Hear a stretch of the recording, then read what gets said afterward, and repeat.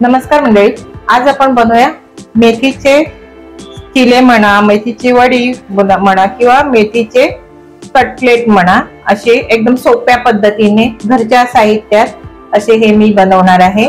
तर त्यासाठी साहित्य काय काय घेतलेलं आहे ते पाहूया। तर मी ही 2 जुडी अगदी बारीक वाली मेथी येते ती घेतलेली आहे, अगदी बारीक वाली, आणि स्वच्छ धुवून घेतलेली, त्यात माती असते ती काढून स्वच्छ धुवून घेतली आणि अशी बारीक कापून घेतलेली आहे।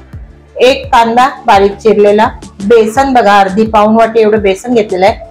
हे तांदळाचं पीठ घेतलेलं आहे, ह्यामध्ये नाचणी, तांदळाचं आणि ज्वारीचं असं 3 पीठ ह्यामध्ये घेतलेले आहे। सत्वयुक्त अशी ही वडी बनवणार आहे, म्हणून ह्यामध्ये 3 प्रकारचं मी पीठ घेतलेलं आहे। कोथिंबीर आणि 1 हिरवी मिरची घेतलेली आहे। मसाले म्हणाल तर फक्त लाल तिखट म्हणजे घरगुती मसाला, हळद आणि हिंग आणि मीठ, बस इतकंच घ्यायचंय। मसाल्यामध्ये दुसरं काही मसाले घ्यायचे मिळत नाही, ते तुम्हाला मिक्स करताना दाखवतेच। आणि तळण्यासाठी शॅलो फ्राय करायचंय तर ते एक मोठं पातेलं घेतले, त्यामध्ये मेथी घालून घेतलीये। आता ह्यामध्ये हा कांदा पण घालून घ्यायचा आहे, मिरची घालून घ्यायची आणि कोथिंबीर पण घालायची।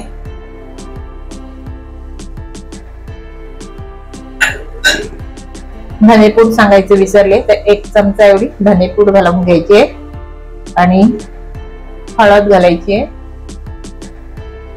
लाल तिखट आणि हिंग, चवीनुसार मीठ घालायचंय।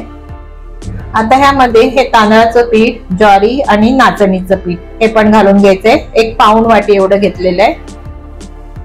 बेसन घालून घ्यायचंय। आता हे सगळं मिक्स करून घ्यायचंय। एकदम मस्त सात्विक अशी ही सत्वयुक्त अशी ही मेथीची वडी मस्त होते।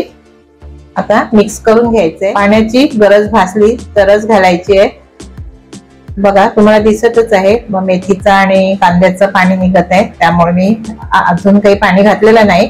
आधी सगळं व्यवस्थित असं मळून घ्यायचं आणि वाटलंच तर थोडस 1-2 बारीक चमचे असे टेबलस्पून इतकं घालायचं पाणी, फक्त ओलावा येण्यापुरती, पण गरज भासेल असं वाटत नाही। जसं जसं मळून घेतो तस तसं ह्याचं पाणी सुटत जाते। बघा पाण्याची गरज नाही भासली, कारण बघा अजून तर बघा इतकं तर ओलावा आलेला आहे आणि अजून थोड्या वेळाने त्याला जेव्हा आपण बनवायला घेऊ तोपर्यंत ते अजून थोडासा ओलसर होणार, त्यामुळे पाणी नाही घातलं मी, त्यामध्येच होऊन गेलं।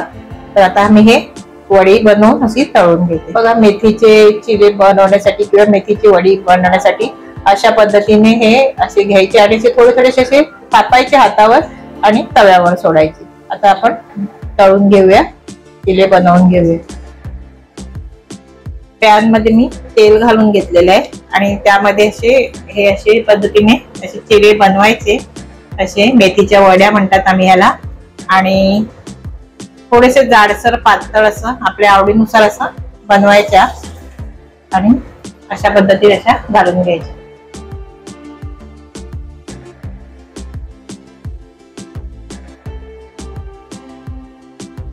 असे शॅलो फ्रायच करायचे आणि आता ह्यावर झाकण ठेवायचं आणि थोडेसे असे मंद आचेवर याला शिजून द्यायचे आणि थोडासा वरचा भाग कडक झाला की मग आपल्याला हे पलटून घ्यायचे। आता आपण चेक करूया आणि आता ह्याला पलटून पण घ्यायचंय।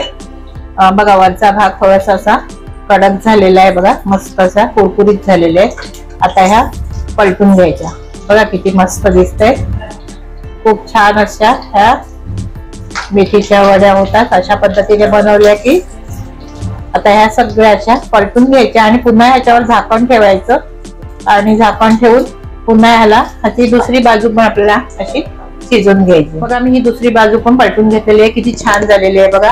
आणि असे हे तुम्ही केचप सोबत, चहा सोबत, टिफिनला मुलांना, ह्यामध्ये ज्वारीचं पीठ आहे, नाचणीचं आहे, तांदळाचं, बेसन, मेथी आणि सत्वयुक्त, हेल्थ साठी पण चांगलं। लहान मुलांना अशा पद्धतीने बनवून दिली तर मेथी नक्कीच खाणार। मेथी मुलं खात नाही, तर मुलांना असे टिफिनला तुम्ही केचप सोबत देऊ शकता, मेयोनीज सोबत देऊ शकता।